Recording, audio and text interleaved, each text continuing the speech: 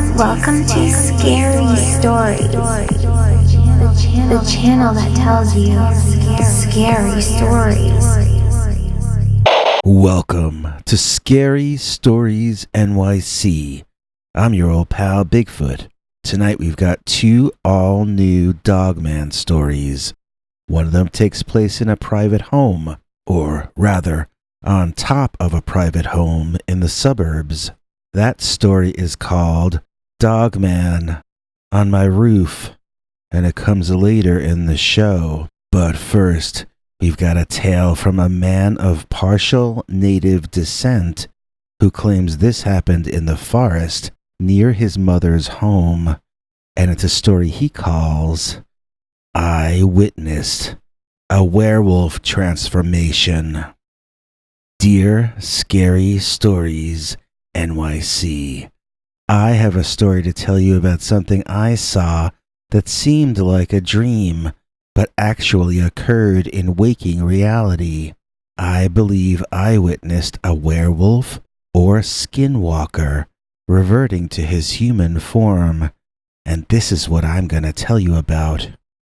My mother is a member of a native people, but I don't want to tell you which tribe, and I don't want to tell you where this happened, since it is near her home.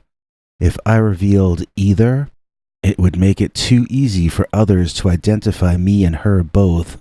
If this was an evil sorcerer that I witnessed, he would kill us for speaking of this. Of course, it may not have been, but it seems too great a risk to reveal any information that might help identify us in this story. For that reason, I don't mind if you want to present it as fiction. In fact, it might be safer for myself and my family if you did just that. One morning, I was out walking through nature. I usually live in the city, and the closest to nature I can get is the park. But when I go to stay with my mother for holidays, I get to remember what a forest is like again.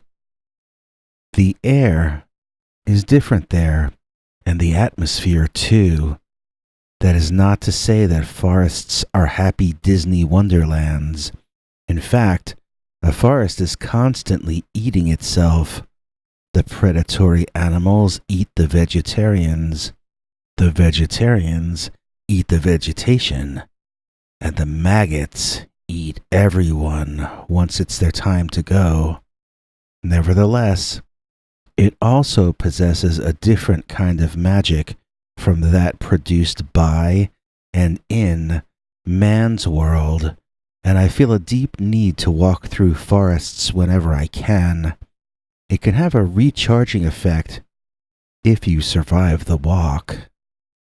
So, one morning I was walking down a dirt path in the summertime in the old forest near my mom's place, and I heard a funny kind of snoring from the bushes.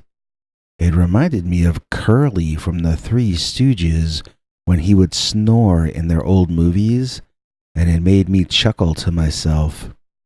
I forgot Rule 1 of the forest, which is, don't mess with anything that isn't your business. I tromped carelessly into the brush, wanting to see what was making that funny snoring sound. What I found almost gave me a heart attack and wiped the smile off my face as soon as I saw it. Lying there, on the grass, behind a boulder and a bush, was a large, brown, shaggy animal of some sort. I thought at first it was a bear, but it wasn't. I thought it was a dog, and it was closer to that than a bear, but it wasn't that either. I was so stunned that I just stood there staring for a while. If that thing had opened its eyes, it would have seen me standing there looking stupid, with my mouth hanging open like an idiot. It had a long, dog-like tail, and it had back legs like a dog or a cat. More like a dog, I guess, because the fur was longer and shaggier than I've ever seen on a wild cat. It was matted and tangled and unkempt. I wondered if it might be an escaped former pet, but it was just so large that I don't think it could have been any known species. It looked like if it stood up on all fours, it would be as tall as a horse. It looked larger than a man, and possibly even larger than a bear. It had its paws up under its face, which was partially obscured from my view by leaves. I contemplated moving closer to get a better view, but then thought better of that idea. As I was about to try to sneak quietly away, the creature turned over. I froze on my spot, remaining still and silent and wide-eyed.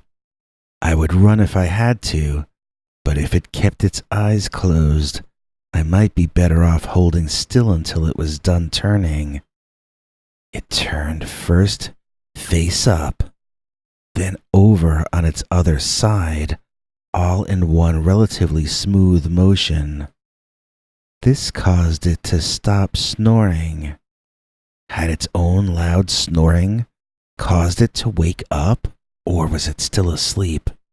I froze to my spot, afraid to even breathe. I now had a much better look at the animal's face, and it was that of a long-snouted, toothy dog. Its ears were floppy and occasionally twitched when bugs flew near.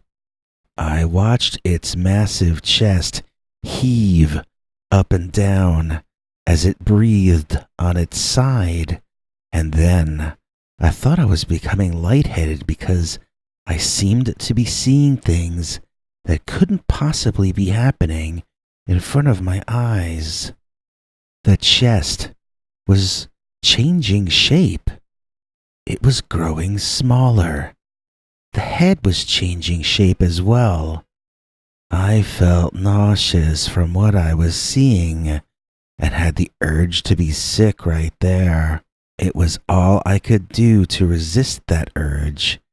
The effect was something like seasickness, if you've ever experienced that.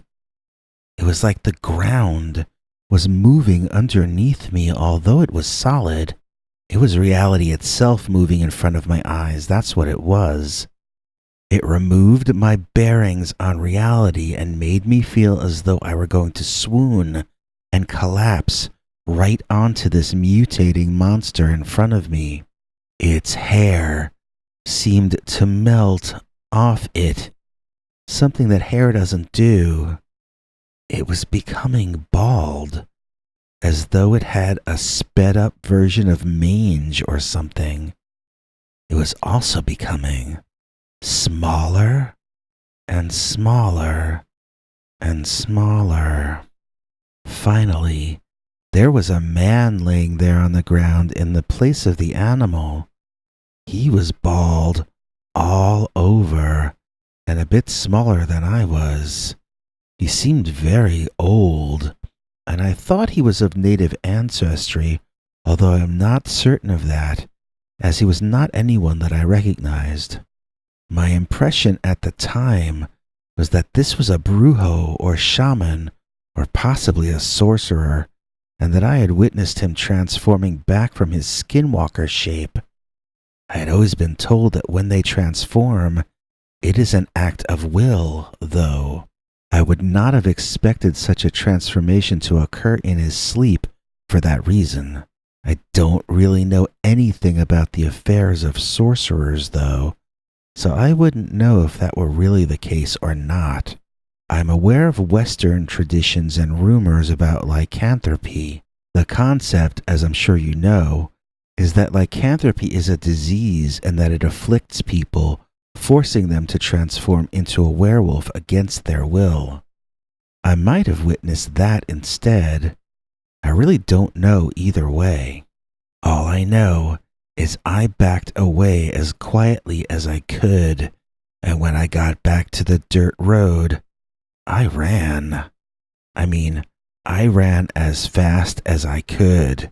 And as I left, I heard the man calling after me. He said, "Hey, you!" But I kept running. I don't know what he thought I was doing, but I did not want to explain myself to him. I just wanted to get out of there, and that's what I did. I don't know if he saw me, but my family has been well since this incident. I hope it was just a man and not an evil shapeshifter. I would have little defense against a sorcerer powerful enough to transform himself into a creature of the imagination like that. I've never told anyone this story before, not even my mother, especially not my mother, because I didn't want her to be frightened or thinking anything about this. I figured the less she knows, the better the situation is. None of this has deterred me from walking in the woods whenever I can get a chance. But these days, I'm a lot less interested in the idea of investigating strange sounds I hear. Let them remain a mystery to me. I don't need to know everything. Sometimes, a bit of knowledge can be a very dangerous thing. And that's the reason I sometimes wish I had never seen the werewolf transforming into the man. Stay tuned, we've got another Dogman story coming up right after this. And now, get ready for an all-new, completely uncensored, slightly bloody, and absolutely terrifying new Dogman story. Oh, wait. YouTube won't allow me to tell you stories like that on this channel. If you want to hear that, you're going to have to go to peterbernard.com and sign up for our paid subscribers club. You can choose any price you can afford for a 1-month subscription, and then every weekend, we tell you a story YouTube would never allow us to tell you on this channel. See you this Sunday for an all-new, very scary, completely uncensored Dogman story. Dogman on my roof. Dear Scary Stories NYC. When my wife and I bought a tiny one-story bungalow to live in near Troy Center in Wisconsin, we never dreamed that it would lead to a terrifying encounter with a Dogman on our roof. After our youngest went off to college, we sold our big old house and made us a nice chunk of change. We had gotten lucky. The neighborhood had vastly improved while we raised our kids, and we were able to make far more off selling it than we had paid for it. We both wanted to save up so that once I retired, we could spend the rest of our life traveling and enjoying ourselves. Buying a smaller, cheaper place to live was part of the plan to save money, and I'll give you a spoiler. It worked. We have indeed traveled and truly enjoyed ourselves since I retired in the early 2000s. But this was back in the late 1980s, and I still had years of labor ahead of me, so saving cash was the order of the day. Our first year or so in that little bungalow were quiet and pleasant, but when the old man next door to us passed on, the place was sold to a young family with 3 loud and mischievous boys. Although my wife loved the boys and invited them over all the time, it disrupted my ability to do the things I enjoyed at night and on the weekend. The boys took to calling me Mr. Wilson after the cranky old man who lived next to Dennis the Menace in the comics and on the old TV show. I don't know if any of you are old enough to understand that reference. The point is, they made me cranky and grouchy, and I rubbed them the wrong way too. It finally reached the point where the father of the family and I had some words with each other, and it turned into a bit of a feud between the families. They took to doing mature things like setting fire to a bag of poo and leaving it on my doorstep, then ringing the bell and running away. One night, my wife was away, staying with her sister the next state over, and I was hoping to watch a movie on TV, then go to bed. We didn't have cable in that area at the time. The neighborhood had not yet been wired for it. We had an old antenna on the roof. If you don't know what TV antennas were, I guess Google them, because I'm not sure I would know how to explain. But we tuned in the TV more like how you tune in a radio. It was all in the air, and the TV deciphered the correct signals and turned them into information, just like a radio does. So I was getting set to watch my movie when, bam, something landed hard on my roof. I couldn't imagine what it was at first, but it sure got my heart beating fast. I stood to my feet. Then I could hear something walking around up there. The next thing I knew, the TV picture went fuzzy. A banging noise happened on the roof, then the picture cut out entirely, and all I got was fuzz and static. My first thought was that it was those bad kids from next door, and I was pretty angry about it, as I'm sure you can imagine. I went out back and looked up at the roof. I did not see the boys from next door up there, but I did see something. I wasn't sure what, so I went back inside and got my big old flashlight, the powerful one. Coming back out, I flashed my light up on the roof. Remember, it was a one-story building, so the roof was not that high off the ground. Up, leaning on my chimney, was a large, dark form. I figured it was the father from next door, so I called out his name in anger and asked him what the heck he had done to my antenna. The figure was facing away from me and turned to look at me as I shouted at him. My flashlight hit his face as he turned, and it blinded him, so he covered his eyes with his claws. Yeah, I didn't say hands. I said claws. I shouted, still thinking it was my neighbor, asking him why he was wearing a Halloween costume in the middle of July. Then he answered and said he wasn't. But he didn't answer from my roof. He answered from the second-story window of his house to my right. I looked at him, then looked back at the figure on my roof, then looked back at my neighbor in the window next door. He looked at me, then looked at the figure on my roof, then looked back at me. If my expression was at all similar to his, then we both must have looked pretty dumb at that moment.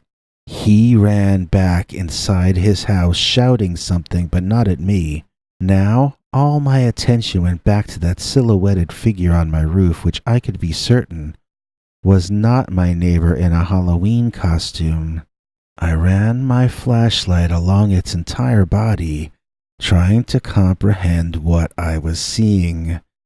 This was something shaped like a man, a very tall man. Its legs were bent and crooked, but not as though they were broken. They just appeared to be naturally shaped differently than a man's legs. It was not a man. It was something else, but it stood upright like a man. Now I know what you're probably thinking. Bigfoot. That was what I was thinking as well. But when I could finally get a decent look at the thing's head, it did not look at all like any kind of ape or caveman or anything that I'd seen from the movies. This was not the beast of Boggy Creek. This was a sort of wolf-headed Bigfoot with crooked legs. I do not believe it had a tail as far as I can remember. I wasn't really looking for one at the time, but I think if it had a tail, I wouldn't have been thinking it was a Sasquatch. So it must have been tail-free. The hands really looked like monster hands, not like dog paws. They were hairy, but they had fingers that moved and they ended in long claws I mean really very long claws, like the kind a bear has.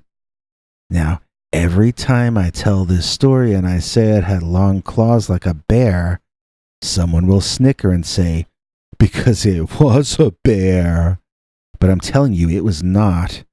Unless bears now have opposable thumbs, that was not a bear. And I know this had opposable thumbs because, right then, I saw it rip my antenna out of my roof and hold it over its head in a threatening manner. It held it in the same way a man would hold it, in one hand. A bear couldn't do that. A bear's paw is more like a foot than a hand. Without the thumb, you can't pick stuff up and wave it around menacingly the way this thing did. At that point, my neighbor was back at his window. He had brought a camera with him, and he began trying to take flash pictures of the creature who was actually a bit beneath him. Our roof was shorter than the second story of the house next door. Apparently, the dog-headed man disliked paparazzi because now the object of his annoyance was no longer me, but my neighbor. He took my antenna and threw it in the way you would throw a javelin, and he scored a hole-in-one, smashing it into the neighbor's second-story window. I watched as the glass rained down and shook my head in disbelief. Then the Dogman howled this long scream like it had just scored a touchdown, and it leaped up off my roof into the branches of an old tree to my left, probably the way it got there in the first place, and you could hear it swinging and jumping from branch to branch like Tarzan, making its way out of the neighborhood, one tree at a time. The sad part of the story is that the antenna did not impale the happy part of the story is that my neighbor was uninjured, and he didn't even sue me for the price of the broken window as I had expected he would. Now that he and I had shared such an odd experience, he was no longer angry at me. He even invited me over and let me watch the rest of my movie while his kids ran around screaming. His wife didn't believe either of us about a monster destroying their window with an antenna, and she glared at me until I left. I told my wife the story over the phone, and I don't know if she believed me either, but she allowed me to sell that house and find us an apartment in the city to stay in from then on instead. It cost a little more than the house, but the good thing about that apartment building was that it had cable. Another good thing about it was that the Dogman didn't get our forwarding address, and I never saw him ever again. We hope you can come back tomorrow morning. That's Wednesday morning when we've got a 2-hour Dogman special. It's a doozy. Hope to see you then. If you enjoyed this, please click like or consider subscribing. Remember to click the bell icon or you won't get notifications. If you want to listen to Bigfoot's secret uncensored story each Sunday, just go to peterbernard.com and become a paid subscriber. See you tomorrow. Same dog time, same dog channel.